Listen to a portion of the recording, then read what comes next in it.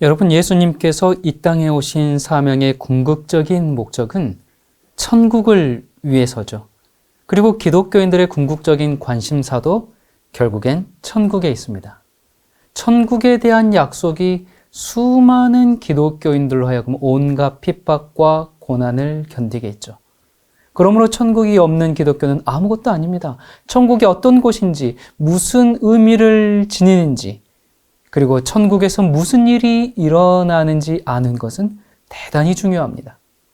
사실 지금 사는 게 별로 힘들지 않은 사람들, 또 절박함이 없는 사람들, 특별히 우리 젊은이들에게 천국이나 낙원은 그렇게 가슴에 와닿는 개념이 아닐 겁니다. 왜냐하면 천국은 너무나 멀리 있고 또 현실과 동떨어져 보이기 때문에 그렇죠. 하지만 성경이 말하는 천국은 멀리 있는 막연한 실체가 아닙니다. 성경의 천국은 우리가 생각하는 것보다 훨씬 더 가까이에서부터 시작되는 현실적인 분명한 실체입니다.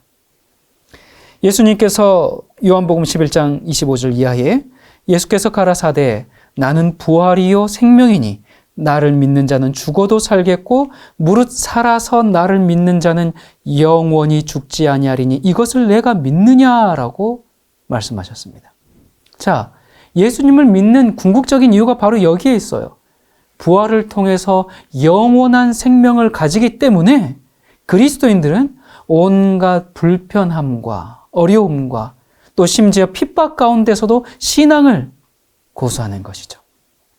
그리스도인들에게 있어서 이런 부활과 영생이 이제 현실화되는 곳, 그것이 바로 천국입니다.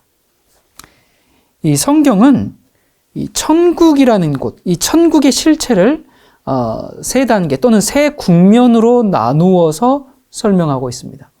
첫째는 성도 개개인이 지금 오늘 이 순간 경험하는 은혜의 천국이 있고요. 둘째는 예수님께서 재림하심으로 시작되는, 그래서 1000년 동안 왕 노릇하게 되는 그런 천국이 있고요. 그리고 마지막으로 하늘 새 예루살렘 성이 이 땅에 내려옴으로써 세워지는 영원한 새 하늘과 새 땅, 그런 천국이 있습니다. 자, 이렇게 이 세 국면, 세 단계가 있는데, 자, 첫 번째는 먼저 하나님의 나라는 어디에서 시작해요? 우리 안에서 시작합니다. 누가복음 17장 20절에 예수께서 또 여기 있다 저기 있다고도 못하리니 하나님의 나라는 너희 안에 있느니라. 자, 이렇게 말씀하심으로써 천국이 지금 내가 있는 이 현실부터 그리스도로 말미암아 시작됨을 말씀해 주고 계십니다. 이 마태복음 13장에 보면 7개의 천국에 대한 비유를 이제 자세히 설명해 주시는데, 여러분 그 비유들을 보면 천국이 먼 어떤 환상적인 곳, 먼 미래에 있는 곳, 그런 것을 얘기한 게 아니에요. 농부는 밭에서, 주부는 주방에서, 또 진주장수는 시장에서, 그리고 어부는 바다에서 천국을 발견합니다. 그러니까 천국이 지금 어디에 있는 거예요? 내가 있는 곳에서 시작되는 겁니다. 그러므로 하나님의 통치가 예수 그리스도께서 우리에게 주인 되셨을 때, 우리 안에서 이루어질 때 그곳이 바로 천국이 되는 것이죠. 우리는 이 천국을 무슨 천국이라 그래요? 은혜의 천국, 은혜의 왕국이라고 부릅니다. 자, 은혜의 왕국을 누리고 사는 사람들이 예수님께서 재림하실 때 드디어 그 실제적인 영광의 왕국으로 들어가게 되죠.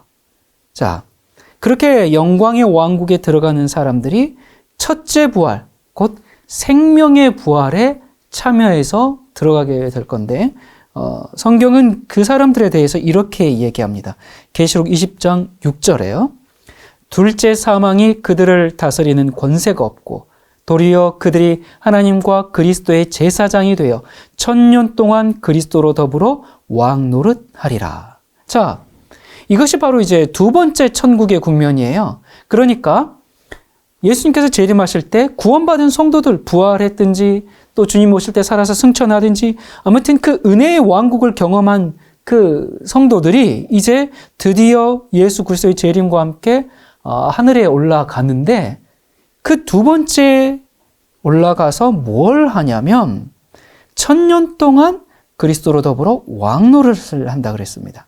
자, 계시록 20장 4절에 이어 보면요. 내가 보좌들을 보니 거기 앉은 자들이 있어 심판하는 권세를 받았더라. 그리스도로 더불어 1000년 동안 왕노릇하니. 자, 여기 보니까 이때 성도들은 왕노릇을 하는데 뭘 하느냐? 구원받지 못한 악인들은 물론이고 사탄과 타락한 천사들까지 이들을 심판하게 되죠. 자, 그리고 이제 세 번째 천국은 언제 오는가? 이렇게 하늘에서 1000년 동안 왕 노릇을 한 이후에 성도들에게 어떤 일이 일어날 것인가? 그거와 관련되어 있는 것이 세 번째 천국입니다. 그러니까 우리의 이제 일반적인 생각과는 달리 그것은 하늘에 있는 나라가 아니라 하나님의 나라, 하늘나라라는 그런 말보다 하나님의 나라라고 이해하는 게 훨씬 좋죠. 자, 그 하나님의 나라인데 이것은 언제 그 하나님의 나라가 이루어지는가? 1000년 이후에 새 예루살렘 성이 이 땅에 내려와서 설립되는 영원한 나라. 드디어 그 영원한 나라가 세 번째 천국입니다. 자, 오늘 우리는 이제 천국의 이 세 가지 국면 중에서 은혜의 왕국, 그리고 천년 왕국, 그리고 새 하늘과 새 땅의 이 천국, 이 세 중에서 두 번째 국면인 그리스도의 재림으로 이제 시작되는, 세워지게 되는 그 천년 왕국을 중심으로 말씀을 좀 나누려고 합니다. 자, 여러분, 예수님의 재림, 그리고 천년 왕국, 이런 주제들은 기독교 역사 내내 아주 오랫동안 논란의 중심이 되어 왔습니다. 천년 왕국이 과연 언제 올 것인가? 그리고 그 왕국이 실제로 있긴 있을 것인가? 여기에 대한 논쟁들이 기독교 역사 초기부터 계속적으로 있어 왔어요. 자, 이 천년 왕국에 대한 이해가 되게 이제 세 가지로 요약이 되는데, 후천년설, 무천년설, 그리고 전천년설, 이렇게 세 가지가 있습니다. 이 첫 번째 후천년설은 무슨 얘기냐면 이제 복음 전파를 통해서 천년기가 지난 이후에 예수님의 재림이 있을 것이다 라는 견해예요. 그러니까 세상이 너무나 좋아지고 모든 사람이 다 그리스도를 영접하게 되고, 그래서 지상에 말 그대로 지상 낙원이 건설된 다음에 예수님이 재림하신다라는 것이 바로 이 후천년설의 이 사상입니다. 이 사상은 이제 4세기 이후부터 특히 어거스틴과 같은 그런 교부들이 이제 주장하기 시작해서 중세 시대 동안, 로마 캐톨릭이 이제 계속 다스리는 그 중세 시대 동안 유행했죠. 자, 그렇다면 어떤 배경 가운데서 이 사상이 그렇게 보편화되고 유행하게 됐을까? 이 로마 제국에서, 이제 로마 카톨릭 말고 로마 제국이요, 그리스도인들이 300여 년 동안 계속 핍박을 받았습니다. 그래서 콜로세움에서 짐승의 밥이 되기도 했죠. 카타콤 동굴에서 빛을 못 보고 그렇게 죽어가기도 했죠. 또 화형당하기도 했죠. 이렇게 핍박을 300여 년 동안 받다가 이런 기독교가 AD 313년에 무슨 일이 벌어집니까? 로마의 콘스탄티누스 황제가 기독교를 공식 종교로 이제 공인해 줌으로 기독교계에 아주 새로운 국면을 맞게 됩니다. 자, 그러면서 기독교가 이 로마 제국 내에서 눈부신 양적 팽창을 경험하게 돼요. 대형 교회들이 막 세워지기 시작합니다. 신자들이 막 늘어나기 시작합니다. 그러면서 사람들이 오라, 이것 봐라, 이렇게 복음이 정말 로마 왕궁에도 들어가고 교회가 이렇게 세워지고, 야, 신자들이 이렇게 늘어나고, 그래서 요한계시록 20장의 그 천년 왕국을, 야, 우리 먼 미래가 아니라 지금인 것 같아, 이렇게 재해석하게 되었습니다. 그렇게 한 사람 중에 대표적인 사람이 바로 어거스틴이었죠.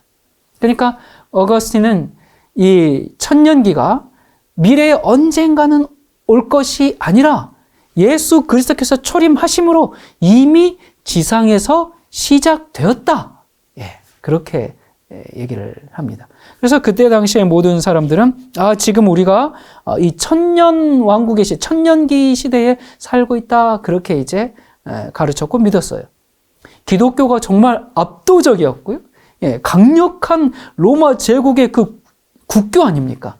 그렇게 성장하던 그 당시의 시대적인 상황이 어거스틴으로 하여금 지금이야말로 이 천년기가 맞지? 왕 노릇하는 때가 맞지? 라고 그렇게 아마 그가 강력한 확신을 좀 가졌던 것 같습니다. 자, 이런 후에 이제 이 천년설, 그래서 예수님 승천 이후부터 이제 이게 그 18세기 또 20세기 초까지 이렇게 잘 오다가 또 중간에 좀 흐지부지 됐다가 18세기 이후부터 다시 이제 또 부흥하기 시작했는데 왜 그랬냐? 그 18세기 하면 미국에 무슨 일이 있습니까? 영적 대부흥운동, 개신교계 대각성운동이 있었지 않습니까?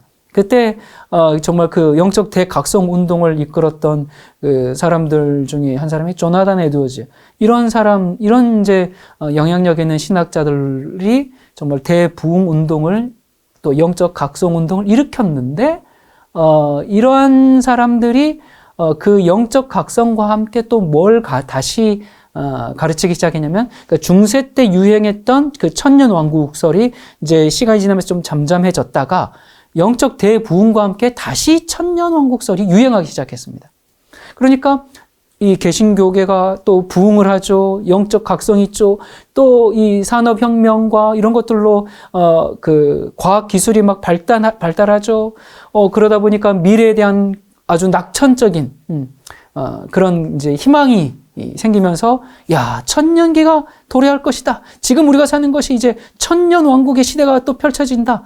이런 믿음으로 이어지게 되었습니다. 하지만 이런 낙천주의에 기초한 이 천년 이제 왕국설이 참 좋았어요. 분위기 좋았어요. 근데 무슨 일이 벌어집니까? 갑자기 세계 1차 대전, 2차 대전, 이런 것들이 생겨버리는 거예요. 아니, 지상 낙원이 와야 되는데, 천년 왕국이 되어야 되는데, 미국이 엄청나게 개신교로 이렇게 흥왕해야 되는데, 유럽이 전부 그렇게 부흥해야 되는데, 갑자기 그런 세계 대전을 겪다 보니까, 이 천년 왕국설이 이제 20세기 후반부터는 점차 그 힘을 잃어가게 되었습니다. 자, 그리고 이제 두 번째가 무천년설인데요. 그러니까 이것은 그리스도께서 이제 이 지상에서 통치하는 천년기가 없을 것이다. 그러니까 이게 무슨 얘기냐면, 무천년설은 지상에서 실제적인 그런 천년 왕국이나 또 전 세계적인 평화의 시대가 도래하고 그런 게 아니다라는 거예요. 이 견해는 천년기 자체를 이렇게 천년이라는 문자적으로 보지 않고 그것을 상징적으로 또는 우화적으로 그렇게 봄으로써 실제적인 천년의 존재를 부정한 거죠.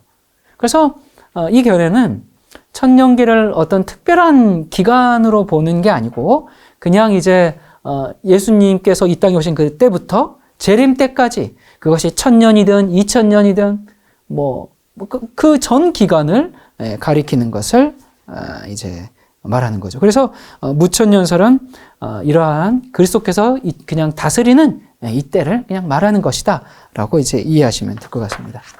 자, 그 다음에 이제 세 번째 전천년설이 있어요. 그러니까 이것은 그리스도의 재림을 통해서 세상 역사가 다 종결되고 그 다음에 복된 천년기가 도래한다라는 그런 이제 주장입니다. 이 견해는 이제 적어도 초대교회 또 초기 그 사도 시대부터 시작해서 기독교의 첫 3세기까지 계속 이해되고 받아들여졌던 정말 이 초대교회가 가졌던 그런 가르침이었어요. 그리고 19세기에 이제 미국을 중심으로 일어난 그 재림 운동도 바로 이러한 이 전천년설을 이제 믿은 결과로 진행이 되었죠. 자, 그렇다면 천년기가 도대체 무엇인가? 또 그때 무슨 일들이 일어나는가?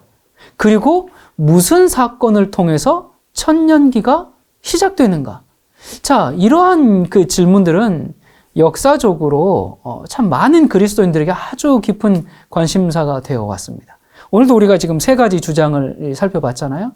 저번에 이 천년왕국에 대해서 설명드린 바가 있긴 한데 이게 좀 생소해서 그런지 어려워하시는 분들이 좀 있어가지고 오늘 성경적으로 좀 더 자세하게 또 분명하게 이해해 보도록 하겠습니다. 자, 그리고 이 세 가지 주장 중에서 과연 성경은 무엇을 주장하고 있는지 말씀드렸듯이 이 초대교회와 사도들과 그리고 이 성서 신학자들은 이 전천년설을 믿고 가르쳐 왔죠. 그래서 예수님께서 재림하신 이후에 천년왕국이 시작된다라는 건데, 자, 이것에 대해서 우리가 이 올바른 이해를 하기 위해서는 무엇보다 계시록 20장 4절부터 6절까지에 있는 말씀을 자세히 좀 살펴볼 필요가 있습니다. 거기 아주 설명이 잘 되어 있거든요. 보겠습니다. 또 내가 보좌들을 보니 거기 앉은 자들이 있어 심판하는 권세를 받았더라. 자, 또 내가 보니 예수의 증거와 하나님의 말씀을 인하여 목배임을 받은 자의 영혼들과 또 짐승과 그의 우상에게 경배하지도 아니하고 이마와 손에 그의 표를 받지도 아니한 자들이 살아서 그리스도로 더불어 1000년 동안 왕노릇하니. 자, 여기 보니까 1000년 동안 왕노릇해요. 근데 그들이 심판하는 권세를 가지고 1000년 동안 왕노릇을 한다고 그랬죠. 그러니까 이때는 언제겠어요? 성도들이 부활했거나 또 예수님께서 재림하실 때 살아있는 의인들이 지금 어디에 있겠어요? 하늘로 갔죠. 거기에서 심판하는 권세를 받고 이제 1000년 동안 왕노릇을 하는데 5절에 보니까 그 나머지 죽은 자들은 그 1000년이 차기까지 살지 못하더라. 그러니까 의인들은 지금 부활해서 천국에 가 있습니다. 나머지 악인들은 죽어 있어요. 1000년 동안 뭐 한다? 살지 못한다. 어딘가 죽어 있는 것이죠. 이는 첫째 부활이라. 그러니까 의인들이 부활한 부활을 지금 무슨 부활이라 그래요? 첫째 부활. 6절. 이 첫째 부활에 참여하는 자들은 복이 있고 거룩하도다. 둘째 사망이 그들을 다스리는 권세가 없고, 자, 사망이면 사망이지, 사망도 첫째 사망, 둘째 사망이라는 게 있어요. 부활도 첫째 부활이 있었으면 둘째 부활이 있겠죠? 자, 이 첫째 부활은 의인의 부활입니다. 그리고 둘째 부활은 악인의 부활이고, 그리고 첫째 사망은 모든 인간들이 태어나서 죽게 되는 생물학적 죽음이고, 둘째 사망은 뭐예요? 하나님의 심판, 영원한 멸망의 심판으로 죽게 되는 그것이 둘째 사망입니다. 자, 그러니 당연히 6절에 첫째 부활에 참여하는 자들은 둘째 사망, 하나님의 심판의 그 죽음이 그들을 다스리는 권세가 당연히 없겠죠. 그들이 하나님과 그리스도의 제사장이 되어 1000년 동안 그리스도로 더불어 왕노릇하리라. 그러니까 천년기가 시작할 때 여러 가지 사건들이 아주 복합적으로 맞물려서 진행이 됩니다. 첫 번째로 이미 살펴본 것처럼 천년기는 그리스도의 그 영광스러운 재림과 함께 이제 시작이 됩니다. 그리고 계시록 20장의 이 천년기 사건은 계시록 19장에 묘사된 그리스도의 재림, 그 바로 다음에 일어나는 사건이거든요. 그러니까 요한계시록 19장과 20장 사이에는 시간적 간격이 없습니다. 예수님께서 재림과 동시에 이제 천년기가 시작된다라고 보는 것이 지극히 이제 이 자연스러운 성경적 문맥적 이제 이해죠. 그리고 또 우리는 다니엘서 2장에서도 힌트를 얻을 수가 있는데, 보면 인간 나라의 역사는 인간이 어떤 엄청난 부흥과 개혁과 그래서 회개로 이제 지상에 낙원이 와가지고 막 그렇게 살게 되는 게 아니라 사람의 손으로 하지 않은 하나님의 역사를 통해서 마무리된다는 것을 우리가 다니엘서 2장에 충분히 배웠죠. 이 마무리하는 역사는 바로 돌로 상징되는 예수님의 재림을 통해서 이루어지는 것이지 이 땅에 어떤 지상 낙원이 1000년 동안 이루어지는 것이 아닙니다. 자, 두 번째, 천년기가 일어날 때 이제 시작하는 사건으로 그리스도의 재림으로 아주 이제 중대한 사건이 일어나는데 그것이 무엇입니까? 천년기가 시작할 때, 재림하실 때 무슨 사건이 또 일어나냐면 첫째 부활입니다. 아까 말씀드렸지만 부활이면 부활이지 도대체 첫째 부활이 뭔가? 첫째 부활이 있다면 둘째 부활도 있단 말인가? 그렇다면 누가 첫째 부활에 참여하는가? 이거 완전히 수수께끼 같은 질문이에요. 이걸 진짜 우리가 성경을 볼 때 이런 이해가 없으면 도대체 이게 무슨 얘기인지 전혀 이해할 수가 없겠죠. 자, 계시록 20장 6절에 보니까 이 첫째 부활에 참여하는 자들은 복이 있고 거룩하도다. 둘째 사망이 그들을 다스리는 권세가 없고 도리어 그들이 하나님과 그리스도의 제사장이 되어 1000년 동안 그리스도로 더불어 왕노릇하리라 했습니다. 자, 이 첫째 부활에 참여하는 자들이 바로 그리스도를 믿는 믿음 안에서 죽은 자들인데 성경은 그들을 이렇게 표현합니다. 데살로니가전서 4장 16, 17절에 보면 주께서 호령과 천사장의 소리와 하나님의 나팔 소리로 친히 하늘로부터 강림하시리니. 이게 무슨 광경이에요? 예수님께서 재림하시는 겁니다. 그리스도 안에서 죽은 자들이 먼저 일어나고 이건 뭐죠? 부활입니다. 자, 의인들의 부활이죠. 그 후에 우리 살아남은 자들도 그들과 함께 부활한 사람들과 함께 구름 속으로 끌어올려 공중에서 주를 영접하게 하시리니 그리하여 그때부터 우리가 항상 주와 함께 있으리라. 자, 이때 자, 그다음에 세 번째, 이 천년기 때 무슨 사건이 벌어지는가? 이 살아있는 의인들, 지금 이 두 번째는 이제 죽어있는 의인들의 부활이 있었죠. 그리고 세 번째, 이 고린도전서 15장 51절에 보면 살아있는 의인들은 그리스도의 재림의 때 어떤 일이 벌어지는가? 마지막 나팔에 순식간에 호련이 다 어떻게 돼요? 변화하리니. 자, 이때 살아서 주님을 영접하는 의인들은 15장 53절에 보면 이 썩을 것이 불갑을 썩지 아니함 것을 입겠고 이 죽을 것이 죽지 아니함을 입으리로다. 이렇게 이제 신령한 몸으로 변화된 의인들이 죽음에서 부활한 의인들과 함께 어디에서 주를 영접해요? 공중에서 주를 영접해서 하늘로 올라가는 겁니다. 자, 천년기가 시작할 때 그 다음에 네 번째 무슨 일이 벌어지는가?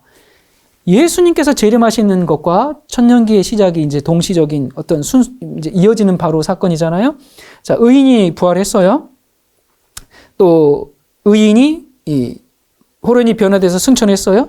그러면 예수님을 믿고 따르지 않았던 자들은 이제 죽임을 당하게 되죠. 마태복음 24장 27절부터입니다. 번개가 동편에서 나서 서편까지 번쩍임같이 인자의 임함도 그러하리라. 죽음, 시체가 있는 곳에는 독수리들이 모일지니라. 또 계시록 19장 21절 같은 말씀입니다. 그 나머지는 말탄 자의 입으로 나오는 검의 죽음에 모든 새가 그 고기로 배불리우더라. 그러니까 모든 악인들은 죽음을 맞이하게 됩니다. 자, 그런데 여기에서의 죽음은 영원한 멸망의 그 형벌의 그 죽음이 아니에요. 그것은 그 영원한 형벌 멸망은 언제 일어나는가? 천년기가 끝나는 그때에 이제 일어나는 일입니다. 지금은 천년기가 시작할 때 무슨 일이 일어나는지를 지금 우리가 보고 있는 것이죠. 자, 그리고 이제 다섯 번째 무슨 일이 벌어지는가?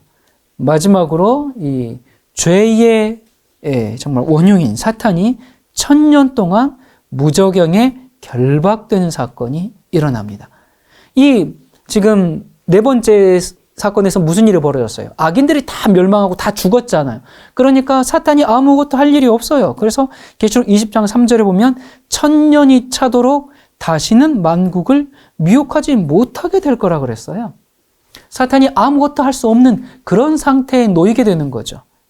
여기서 무적행이 이제 헬라어로 아부소스인데 이건 미혹할 대상도 없고 폐허가 된 그런 지구의 상태를 묘사하는 그런 말입니다. 자, 예수님이 재림하실 때 구원받은 성도들은 하늘에 그리스도와 함께 들어가게 됩니다. 구원받은 성도는 예수님을 믿고 죽었다가 부활한 의인들과 예수님의 재림 때 살아있던 의인들이죠. 이 두 무리가 이제 다 구원받아서 올라갔습니다. 자, 그러면 이렇게 구원받은 성도들은 이제 드디어 천년 왕국, 천년기 동안 뭘 하면서 지낼까요? 아까 우리가 요한계시록 20장에 보니까 천년기 동안에 구원받은 성도들이 뭘 한다 그랬어요? 그리스도와 더불어 왕노릇한다 그랬어요. 왕노릇한단 말이 무슨 말이에요? 왕이 하는 일을 한다는 거죠. 심판하는 권세는 왕이 하는 중요한 일들 중에 하나죠. 그들이 무엇을 심판하는가? 악인들이 왜 구원받지 못했는지에 대해서 심판할 뿐만 아니라 사탄과 타락한 천사들까지 심판하게 되는 것이죠. 자, 여러분 이때 우리는 하늘에 가면 세 가지 사실에 대해서 놀랄 겁니다. 첫 번째는 내가 하늘에 왔다는 사실에 가장 많이 놀랍니다. 어떻게 나 같은 죄인이 하늘에 올 수 있었을까? 정말 놀라지 않을 수가 없습니다. 그리고 또 뭘 놀라는가? 두 번째는 하늘에 못 올 거라 생각했던 사람이 온 것에 놀랍니다. 아니, 그 사람은 아니라고 생각했는데 그 사람이 왔다는 그 사실은 우리가 사람들을 정말 우리의 편견과 우리의 그 이해의 한계로 함부로 판단해서는 안 된다는 그런 교훈을 우리에게 주지요. 그리고 세 번째는 하늘에 가서 놀라는 것은 틀림없이 올 거라고 생각했던 사람이 오지 않았다는 겁니다. 자, 이러한 일에 대한 비밀이 풀어지고 해답이 주어지는 시간이 언제냐? 바로 이 천년 왕국 기간 동안 백보좌 심판 때입니다.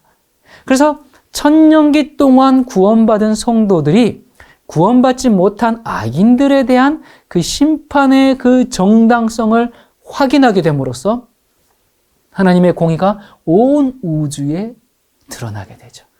이 심판을 통해서 구원받은 성도들은 하나님께서 멸망하는 죄인들을 위해서도 참으로 열렬하고 정말 꾸준히 그들을 돌보시며 호소하셨다는 것을 알게 되는 것이고, 반면에 죄인들이 얼마나 무관심하고 완고하게 그 하나님의 사랑과 그 호소를 배척하고 거절했는지를 우리가 이제 알게 되는 것이죠.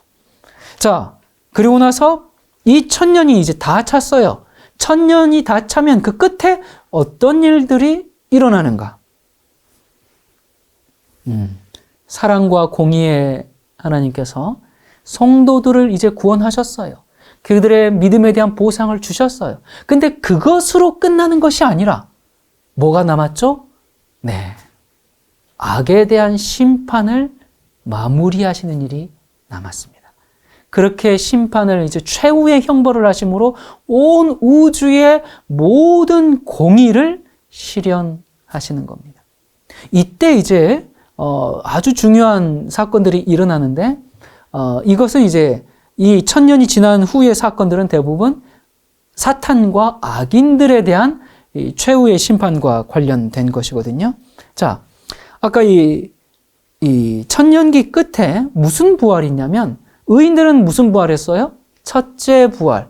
그리고 이 끝에 바로 첫째 부활과 대조되는 둘째 부활이 있게 됩니다. 어떤 분들은 이 둘째 부활 이런 얘기를 처음 들으시는 분도 있겠지만 부활에도 두 종류의 부활이 분명히 있습니다. 곧 생명의 부활과 심판의 부활이 있어요. 요한복음 5장 28절 29절에 보면 예수님께서 이를 기이 여기지 말라. 무덤 속에 있는 자가 다 그의 음성을 들을 때가 오나니 선한 일을 행한 자는 생명의 뭘로? 부활로, 악한 일을 행한 자는 심판의 부활로. 이게 바로 첫째 부활과 그 다음 두 번째 부활이는 둘째 부활이라는 얘기죠.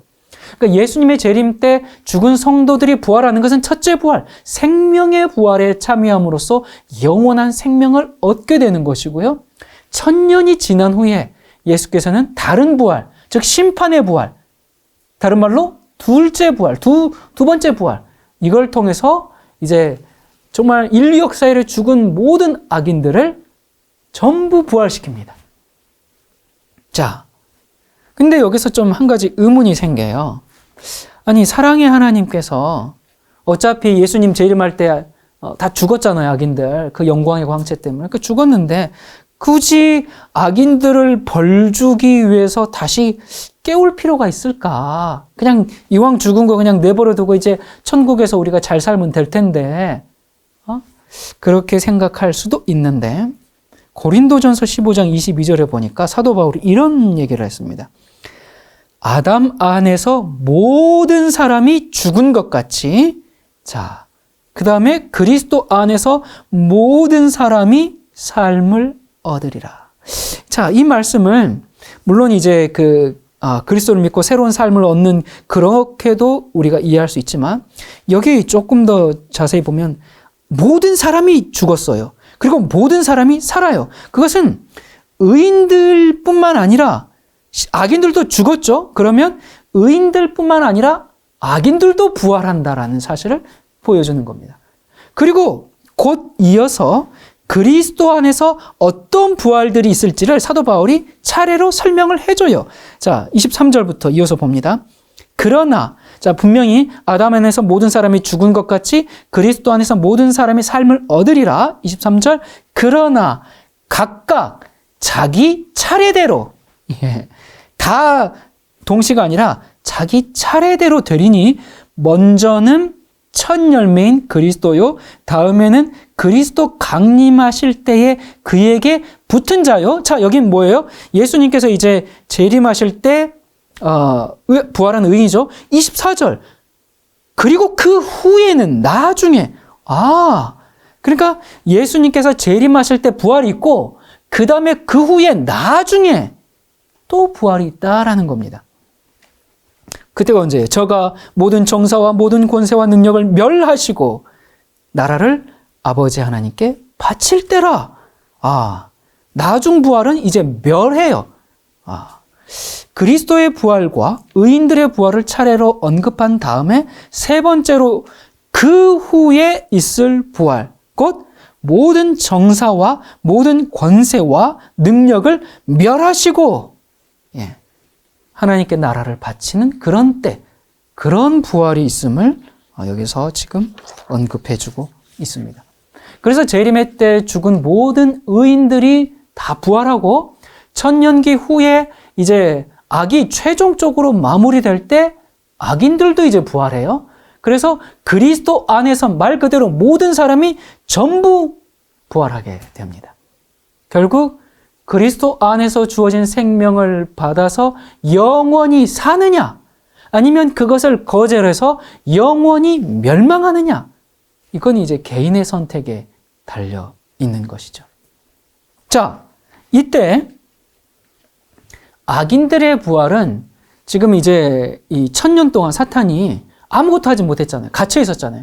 그런데 악인들이 부활하니까 드디어 또 사탄의 먹잇감들이죠. 사탄이 이제 그들을 통해서 잠시 동안 활동을 하게 됩니다. 이 사탄이 하늘에서 쫓겨나가지고 아담과 하와를 타락하게 만들고 나서 사탄은 계속 이 세상의 임금이었어요. 공중의 권세 잡은 자였어요. 온 세상을 미혹했어요.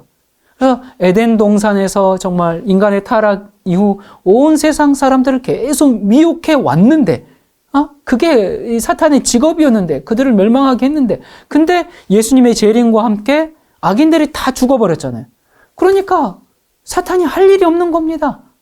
마치 아무 일거리도 없이 그냥 의자와 책상 하나만 덜렁 그래가지고 아무것도 할 수 없어요. 그냥 볼펜만 굴리고 있어요.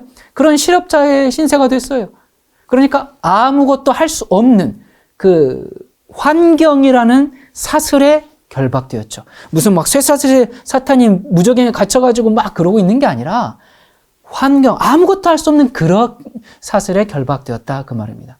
그래서 천년기 끝에, 그런데 이제 드디어 천년기가 지나고 나서 사탄이 잠깐, 계시록 20장 3절에 보니까 잠깐 노여난다 그래요. 네. 아니, 결박했는데 그가 잠깐 놓여납니다. 왜? 악인들이 이제 부활했잖아요. 그러니까 그 환경의 사슬에 갇혀 있었는데 다시 먹잇감들이 부활한 걸 보고 그들을 다시 미혹할 수 있기 때문에, 그래서 이것이 바로 사탄이 무저갱의 결박에서 풀려나는 사건입니다. 이 거짓의 아비고 반역의 우두머리인 이 사탄이 그 악인들을 보고 가만히 있겠습니까? 이제 부활한 악인들을 선동하죠. 그래가지고 이 하나님의 나라에 도전하는 일을 이제 꾸미게 됩니다. 자, 이럴 때 악인들의 부활로 1000년 동안의 결박에서 풀려난 사탄이 이제 그 악인들을 동원해가지고 하늘에서 지금 뭐가 내려오고 있습니까? 새 예루살렘 성이 내려오고 있는데 그것을 공격하는 최종적인 반역을 이제 저지르게 되는 것이죠. 그리고 그 결과 모든 악과 악인과 모든 악의 존재는 결국 다 멸망을 받게 되는데, 이처럼 반역자와 그 반역의 정신에 가담한 존재들은 끝까지 정말 자기의 잘못을 뉘우치기보다는 더 큰 반역에 동참하게 되죠. 그럴 때 반역에 동참해서 하나님의 성을 공격할 때 무슨 일이 벌어지는가? 계시록 20장 9절부터입니다. 저희가 지면에 널리 퍼져 성도들의 진과 사랑하시는 성을 두루매. 자, 공격하려고 성을 둘렀어요. 그러다 보니까 하늘에서 뭐가 내려와요? 불이 내려와 저희를 어떻게 하고? 소멸하고, 또 저희를 미혹하는 마귀가 불과 유황 못에 던지우니 거기는 그 짐승과 거짓 선지자들도 있어 세세토록 밤낮 괴로움을 받으리라. 이 사탄과 악인들이 마지막 순간까지 하나님에게 반역한 결과를 우리에게 분명히 보여줍니다. 자, 이렇게 이제 천년기가 끝났어요. 이 끝나는 때 최종적으로 일어나는 마지막 사건은 뭡니까? 새 예루살렘 성이 이 땅으로 내려오는 것이죠. 이 광경을 보면서 사도 요한은 정말 벅찬 가슴으로 이 새 예루살렘 성이 이 땅에 내려와서 설립될 그 새 하늘과 새 땅에 대해서 이렇게 묘사합니다. 계시록 21장 1절부터입니다. 또 내가 새 하늘과 새 땅을 보니 처음 하늘과 처음 땅이 없어졌고 바다도 다시 있지 않더라. 또 내가 보매 거룩한 성 새 예루살렘이 하나님께로부터 하늘에서 내려오니 그 예비한 것이 신부가 남편을 위하여 단장한 것 같더라. 여러분, 한 여인이 태어나서 가장 아름다운 때는 언제입니까? 신부 화장을 하고 남편을 맞이하는 그 결혼식 때일 겁니다. 이것이 정말 그 새 예루살렘 성의 그 아름다움을 묘사하기 위해서 그 1세기 사람 요한이 했던 최선의 그 언어적인 표현이었던 것 같아요. 요한은 자기가 지금까지 본 그 가장 아름답고 화려한 도성을, 그 웨딩드레스를 입고 신랑을 기다리는 일평생에서 가장 아름다운 그 순간에 있는 신부의 비유를 했습니다. 사실 그 무한하신 하나님의 세계를 인간의 제한된 언어로 어떻게 다 묘사할 수 있겠어요? 우리가 훗날 실제로 그 광경을 볼 때 정말 그것은 우리의 상상을 훨씬 더 뛰어넘을 겁니다. 자, 오늘 우리가 나눈 말씀을 다시 한번 이제 정리해 보겠습니다. 천년기는 첫째와 둘째 부활 사이에서 하늘에서 1000년 동안 그리스도와 또 그분의 성도들이 통치하는 기간입니다. 이 기간에 죽은 악인들은 심판을 받게 되고 지구는 완전히 황폐되어서 살아있는 인간이 없고 사탄과 악한 천사들만이 이 땅에 거할 뿐이죠. 그리고 1000년의 끝에 그리스도께서 성도들과 거룩한 성과 함께 하늘에서 이 땅으로 내려오십니다. 그때 무슨 일이 벌어져요? 죽은 악인들이 부활해서 사탄과 타락한 천사들과 함께 그 성을 포위해요.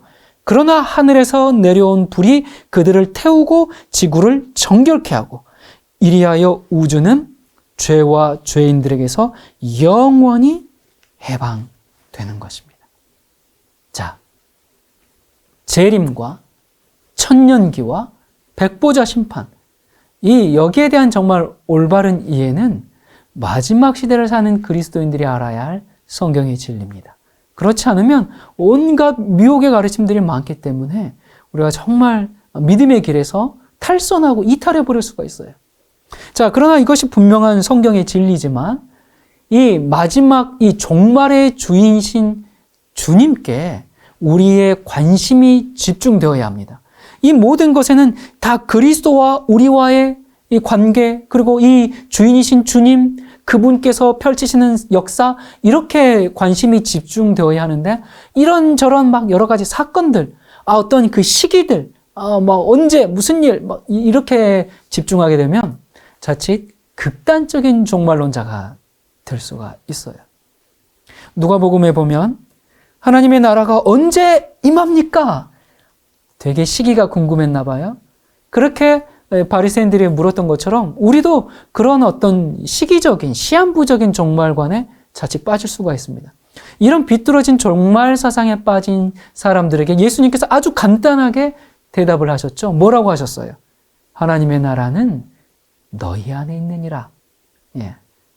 여러분, 성경이 보여주는 정말 건전한 종말관은 어떤 시기나 어떤 징조나 그런 중심적인 게 아니라 지금 우리 안에서 그리스도의 통치가 이루어지는 것이어야 합니다. 그리스도의 중심적으로 종말이 이루어져야 하는 겁니다. 여러분, 우리는 천국을 얘기할 때 저기 하늘에 있는 나라, 그런 의미보다는 하나님의 나라, 하나님께서 통치하시는 나라, 이렇게 우리가 이해하고 바라보는 것이 훨씬 유익합니다. 천국은 장소나 공간적인 개념보다는 이 천국의 통치자가 누구냐? 그것이 더 중요합니다. 예. 이런 의미에서 천국은 먼 훗날 이루어질 어떤 뭔가가 아니고 우리 안에서 지금 이루어지는 실체죠. 예수 그리스도를 영접하고 마음에 받아들인 모든 사람은 바로 천국을 경험하는 겁니다. 이렇게 이루어지는 개인적인 천국을 일컬어 우리는 그것을 은혜의 왕국이라고 부르죠. 이 은혜의 왕국에 들어간 사람들이 결국은 어딜 들어갑니까? 바로 영광의 왕국, 그 천국에 들어갑니다. 이 오늘날 구원받은 모든 신자들은 은혜의 왕국에서 살아갑니다. 그들은 매일 우리는 그리스도의 은혜로 살죠. 이렇게 은혜로 살아가는 사람들이 영광스러운 그 구원의 주인공이 되죠. 은혜의 천국이 바로 영광의 천국으로 들어가는 문입니다. 사실 우리가 살고 있는 이 은혜의 왕국에는 아직 눈물이 있습니다. 애통이 있습니다. 곡하는 일이 있고 아픔도 있고 또 사망도 존재합니다. 하지만 은혜의 천국 안에서 사는 사람들에겐 새 하늘과 새 땅이 약속되어 있습니다. 처음에 있던 모든 나쁜 것들이 다 사라지고 지극히 좋은 것들로 채워진 곳이죠. 요한은 그 세상에 대해서 이렇게 얘기합니다. 계시록 21장 4절, 모든 눈물을 그 눈에서 씻기심에 다시 사망이 없고 애통하는 것이나 곡하는 것이나 아픈 것이 다시 있지 아니하리니 처음 것들이 다 지나갔음이러라. 보좌에 앉으신 이가 가라사대 보라 내가 만물을 새롭게 하노라 하시고 또 가라사대 이 말은 신실하고 참되니 기록하라 하시고. 만물이 하나님의 손길로 새롭게 되었습니다. 이런 세상의 마지막을 바라보면서 베드로는 이렇게 호소합니다. 베드로후서 3장 11절, 이 모든 것이 이렇게 풀어지리니 너희가 어떠한 사람이 되어야 마땅하뇨. 거룩한 행실과 경건함으로 하나님의 날이 임하기를 바라보고 간절히 사모하라. 그날에 하늘이 불에 타서 풀어지고 체질이 뜨거운 불에 녹아지려니와 우리는 그의 약속대로 의에 거하는 바 새 하늘과 새 땅을 바라보도다. 여러분, 우리 새 하늘과 새 땅에 어울리는 사람이 되도록 합시다. 우리의 매일의 삶이 주님과 동행하는 천국이 될 때 우리는 그 영광의 나라의 주인공이 될 것입니다.